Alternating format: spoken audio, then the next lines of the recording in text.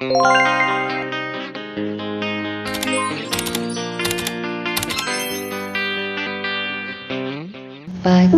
perkenalkan nama saya Esther Maria Makrina Manik dengan NIM 0320220229. Di sini saya akan menjelaskan tentang anatomi fisiologi sistem hematologi.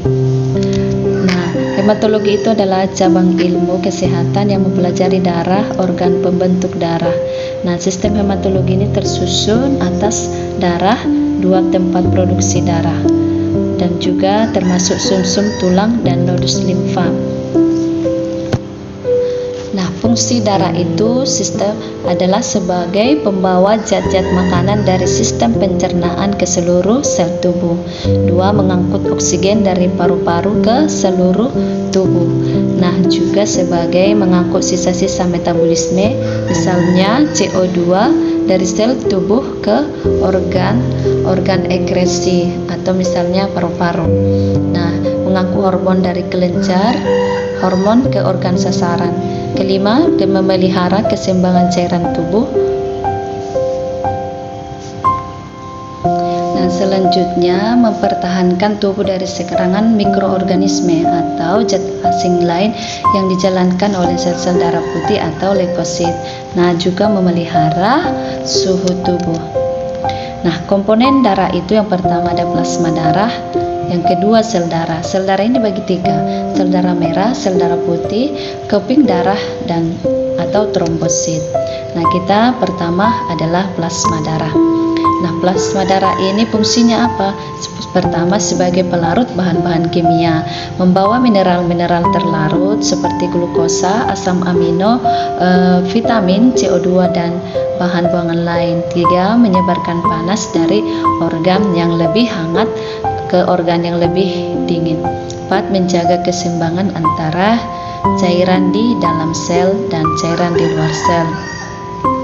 Plasma ini mengandung protein-protein penting seperti fibrinogen atau pembekuan darah, globulin atau pertahanan tubuh, albumin atau membantu aliran darah dan mengatur tekanan osmosis darah, dan lipoprotein. Nah, yang kedua kita masuk ke sel darah. Yang pertama itu ada sel darah merah atau eritrosit. Ini adalah sel darah merah. Ini sel darah merah. Anatominya ini berbentuk cakram bikonvat, bersifat elastis, tidak memiliki inti, berdiameter 85. Umur eritrosit ini kurang lebih 120 hari. Fisiologi dari sel darah merah ini adalah mengangkut O2 dari paru-paru untuk diedarkan ke seluruh tubuh. Nah, yang kedua itu ada sel darah putih. Ini adalah sel darah putih. Ini sel darah putih atau leukosit. Fungsinya ini adalah pertahanan tubuh dari serangan mikroorganisme. Nah, macam-macam leukosit ini ada. Yang pertama itu ada granular. Granular ini bagi tiga tuh: eosinofil, basofil, dan neutrofil. Yang kedua ada agranular yang bagi dua itu limfosit dan monosit. Nah, kita lanjut, itu ada yang kedua tadi itu keping darah atau trombosit, atau juga bisa disebut platelet. Nah, anatominya itu ini adalah trombosit.